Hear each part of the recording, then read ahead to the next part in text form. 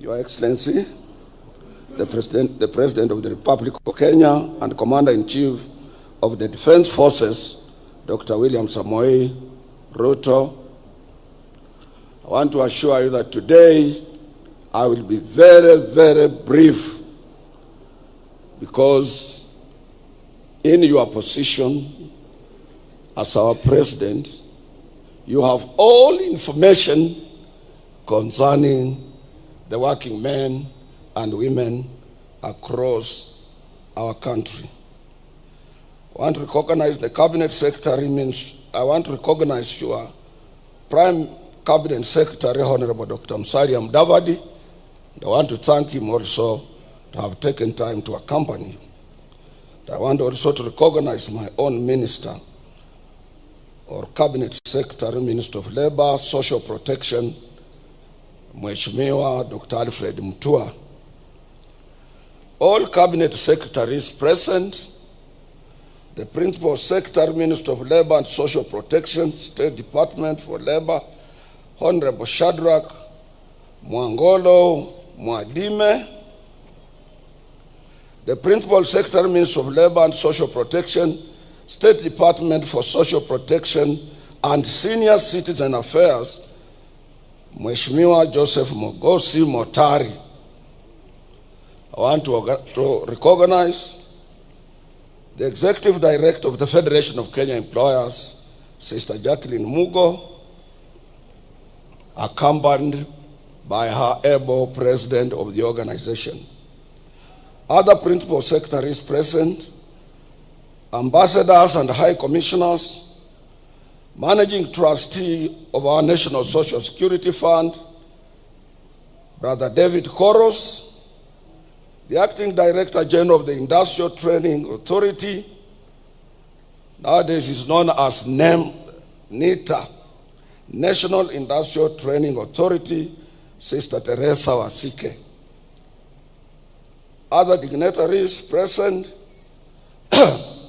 members of the Executive Board of COTU, members of our Secretariat, our brothers led by Brother Eid Marcel from Cairo, Egypt, who leads the giant Egyptian Trade Union Federation, who are here with us. You are most welcome. Your Excellency, first and foremost, as I said, I will be very brief. I want to take this opportunity to thank you. We can't take it for granted. You were with us here last year. And since you were elected as our President, you have respected your position as a worker number one. And you have been with us all the time that workers have assembled here. You have shared this International Labor Day with us. Your Excellency, we are celebrating also our 60th anniversary. We have been around for 60 years.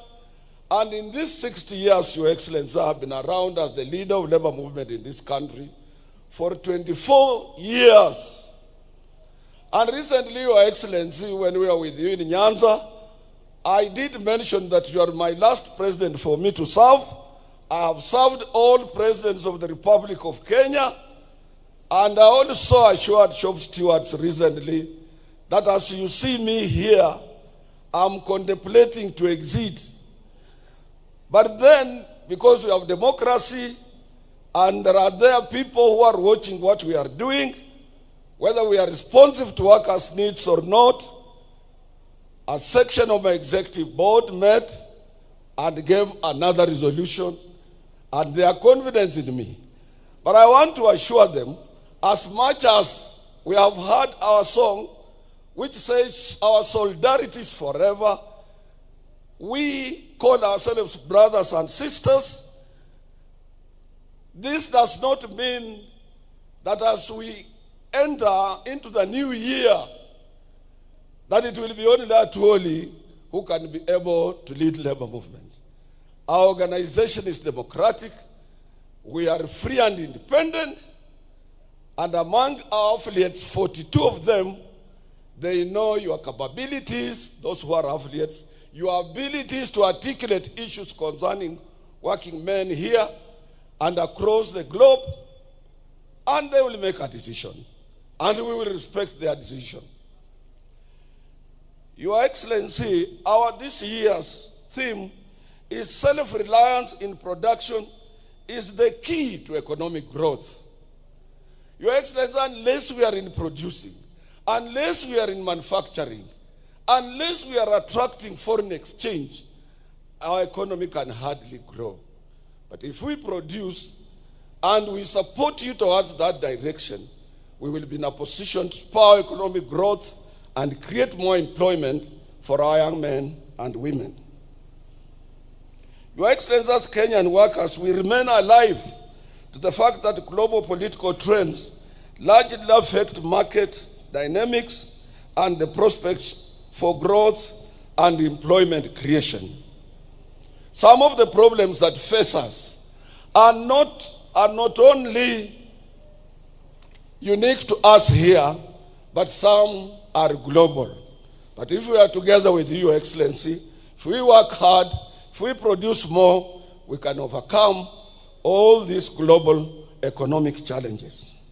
Without a doubt, the election of Donald Trump as the 47th President of the United States of America and his consequent policies that are focused on building and manufacturing capabilities of the U.S. through self-reliance and imposition of tariffs call for all of us to relook and to rethink twice how we can be free and independent economically. Your Excellency, this year's Labor Day celebration is a special one because Kenyan workers will be marking 60th years of anniversary, as I have said. And we have made a remarkable achievement. Wewe mwenyewe umeona wafanyikazi wakipita hapa mbele yako. Umeona zile vitu wanafanya viwandani. Umeona kazi zao. Umeona commitment yao. Na wewe ndio mlinzi wao. You are the chair of our industrial relations practice in this country. And therefore, as you sit, as you look at them, I know you think well about Kenyan workers. Indeed, as I said, we will support you towards any route you take in enhancing and protecting workers' rights in this country as a champion of social justice, number one. Your Excellency, on outsourcing, Your Excellency, one of the biggest problems that your government faces in meeting its revenue collection target is outsourcing of labor that has become a very common among the Kenyan employers. As Kenyan workers, we appeal to your government to institute action that will ensure that workers are covered by collective bargaining agreements as it is practiced world over.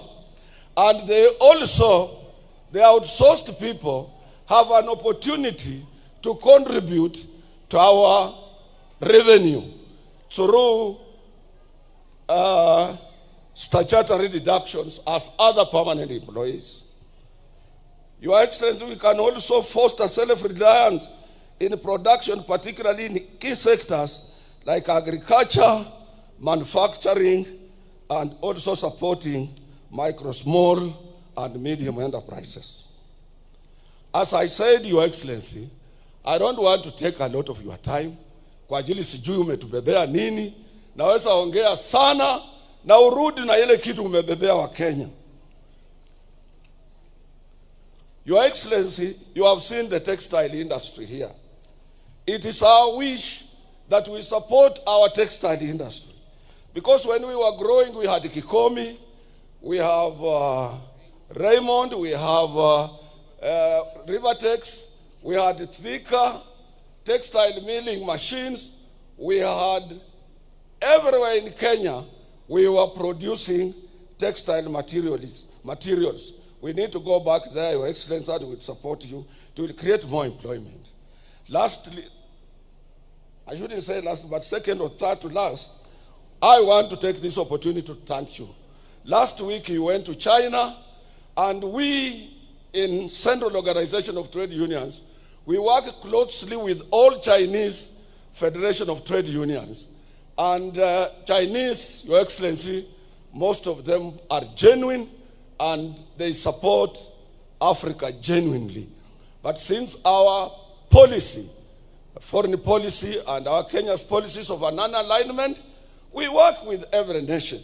But I want to thank you for your trip to China. We will be able to realize more, particularly the agreement you signed to address the dual carriageway from Nairobi towards Western Kenya, and also to extend SGR. SGR is one of the important routes that will alleviate transport problems facing Kenyans. The other area I want to mention, President, that I cannot sit down without mentioning this. This is an area of patriotism. This one I will talk, and I will talk as a patriotic Kenyan until I go to the grave. I'm appealing to Kenyans, Your Excellency. We must love this country. We have no any other country. If this country went down to dogs, we have no any exit route. Kenyans are watching their television. They should look what is happening in Bukavu, in what is happening in Goma. Pali mtu anatoka na watoto na kondoo, wanafika kwa njia, wana abandon kondoo, anarudi kwa watoto yake na wajafika pahali wanaenda. This is not the route we want to take. But Your Excellency, one day you Kenyans will remember me. If we don't regulate social media, if we don't, in China where you have been, it is regulated. With a population of about 1.4 billion people. In Dubai, it is regulated. In the UK, it is regulated. In the US, it is regulated. Kenya cannot be free for all. Kenya can't. You see, that is the patriotism that we must follow. Your Excellency, I want to appeal to you also to apply reforms in public institutions like posts, those postal cooperation, to make sure that it is effective. Because if you look at Amazon, which does the same job in the US, it does very well. We want to make sure that that one is handled well. We support also, Your Excellency, the issue of leasing our sugar industries. They must not remain moribund. They must be seen producing sugar for our own Kenyan, for our own consumption and export for purposes of creating employment. We must support you so that we can be able to create employment. Lastly, Your Excellency, I want to appeal to you. This city belongs to all of us, and this city must reflect other cities of the world. This city must reflect Accra, Ghana. This city must reflect Abuja in Nigeria. This city must reflect Kigali in Rwanda. This city must reflect Abidjan in Ivory Coast. We cannot remain in a filthy city, a city of hawkers, a city of riders, a city of matatus, and when somebody arrives at the airport on Mombasa Road, is full of hawkers depicting the picture of poverty of Kenya. This must come to an end, and we are appealing to the national government to team up with the county government and make sure that we have a city. Let landlords paint their buildings, repair their pavements, and make sure Nairobi, we reclaim our lost glory of this international city. Your Excellency, we support your housing problem, and we appeal, since we are represented on that board, that workers should use their pay slips to acquire those houses. Workers have no money for deposit. We can use our pay slips to get into those houses. I appeal to you to go towards that route, Your Excellency. The other area, Your Excellency, I want to appeal to you. I want to assure you, not to appeal. I am sitting on SHA board representing workers. And I want to show Kenyans that SHA is working. SHA is now working.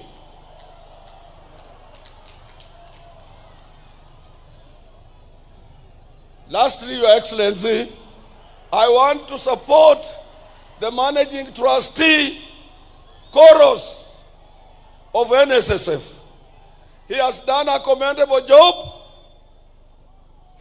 He has done very well.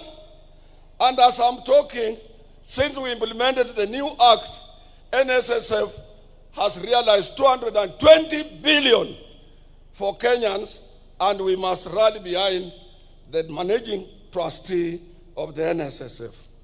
Lastly, Your Excellency, we have a problem.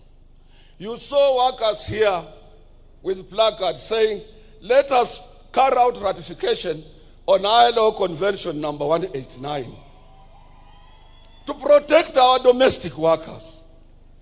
Let us also ratify ILO Convention 190 to stop both domestic harassment and violence at workplace. These two conventions have been ratified world over. And Your Excellency, you need to talk also to the Federation of Kenya Employers. You are our person. Let them give us support in this direction. Your Excellency, you need also to talk to the Federation of Kenya Employers. That when you gave these workers 6%, to date is not fully implemented. I'm telling you for free and for sure. And there is no any time His Excellency the President has announced the year salary increase and then it becomes a subject of debate.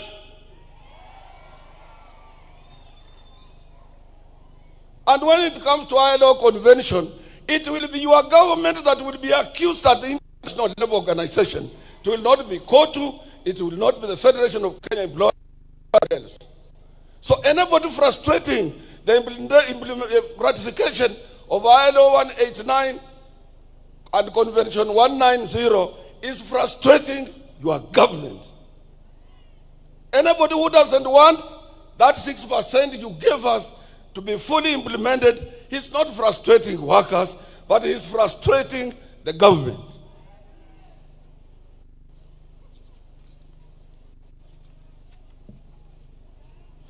I would have gone on and on, Your Excellency, but as I said, I don't want to get you tired. I want to repeat that please, we want to live in a peaceful country, address issues of social media, address issues that are afflicting these workers. If you have something, Your Excellency, the cost of living in this country is at around 45%, and that is too high for them. This is cost with some dynamics or variations in economic performance and some global economic situation that affect us as well. Your minister has tried what he can, but I will assure you, please go to his rescue, try to make sure that these workers are properly compensated, and more so, Your Excellency, what is eating in our jobs are free riders, people who are employed through the back door, outsourced at a lower rate. They don't pay taxes. They don't contribute to collective bargaining agreement. There is no any agreement binding on them. They are slaves in our industries, enslaved by employers, and Kenya as a free country can sit and see people outsourcing people. A company retrenches people, it asks its supervisor to form a company of exploitation. This can't be allowed in free Kenya. We can't allow that under your watch. As I promised the President, I want to be very brief because we will be talking. May I take this opportunity to invite your Honorable Minister for Labor, Dr. Mutua, who will be able to give some few words and observe other protocols for you to come and say. The other thing I'm being reminded by my deputy that I had forgotten, ni mambo ya hizi vitu tunakatwa, housing, nini, taxation. It should not be on gross salary. Hizi vitu vinatakana viwe on basic, so that gross, umefanya overtime, umefanya nini, it's not interfered with. And I know Your Excellency will look at that. All deductions, salary deductions, statutory deductions should be at basic, not on gross, where somebody might have toiled very hard to work on overtime and he doesn't realize something. Mwisho, Your Excellency, usitishike. Iko watu wengi wanapenda kutisha sana. Mimi nilikuwa hapa President Kenyatta akiwa president. After 3 years we had a problem in the government. Jaramogi left. Nilikuwa hapa when Moi was a president. After a few times there was a lot of problems. Nyinyi nyote mnajua, until up 1982. Mpaka when he was leaving, kila saa watu bila Moi yote inawezekana. Nimekuwa hapa President Kibaka akiwa kwa kiti mimi, and I served him. Kibaka alitengeneza kila kitu Nairobi, he improved the economy. But 2007, how wananchi voted him out, we had to do some ukarabati. Sasa nimekuwa hapa wakati wa Uhuru. Uhuru ni rafiki yangu sana. But you could hardly see him outside the way you are outside, you are visible everywhere. But he managed to finish his 10 years. Hawa wa Kenya unasikia ground ni mbaya. Hapa ground hapana mzuri. Ruto must go. Na sio ground ni mbaya. Wewe anasema ground ni mbaya. Mwenyewe hana ground. Unasikia hiyo?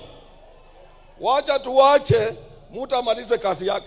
I saw watu wa press, mtu ameandika kwa Standard, anasema Atwoli yeye kazi ya trade union. COTU is not a political party. We serve the government of the day. We negotiate for our rights. Huyo kijana anataka elewe hiyo. We are not a political party. We are not aspiring to have a president. We must support the government of the day for the stability in the country, which will be extended to industrial stability. Wewe fanya kazi, kama iko makosa, we are principled. We will come out and say, hatufichi. Kama iko watu ambao ni corrupt, we will tell you and take action. Na usitishwe. Let me take that, Brother Mutua, waziri, kuja uongee, alafu hizo protocols zingine utaangalia za kuinvite His Excellency the President. President, I thank you very much for honoring this day. May God bless you.